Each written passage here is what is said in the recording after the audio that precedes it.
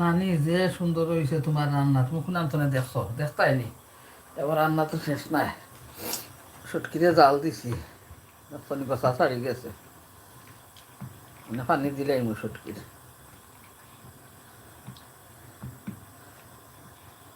কত কষা।